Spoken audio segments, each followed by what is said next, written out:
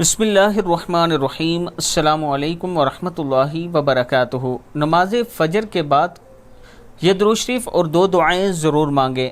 بعد نماز فجر سورہ فتح 3 مرتبہ، بعد نماز ظہر سورۃ الحاجات 4 رکعت نفل 1 مرتبہ پڑھیں، اور بعد نماز عصر درود شریف 55 مرتبہ پڑھیں۔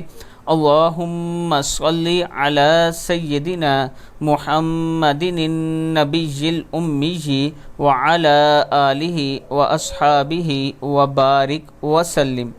بعد نماز مغرب لا الہ الا انت سبحانک انی کنت من الظالمین 17 مرتبہ پڑھیں، اور بعد نماز عشاء سورہ آل عمران کی یہ آیت بسم اللہ الرحمن الرحیم قل اللہم مالک الملک تؤتی الملک من تشاء وتنزع الملک ممن تشاء وتعز من تشاء وتذل من تشاء بیدک الخیر انک علی کل شیء قدیر۔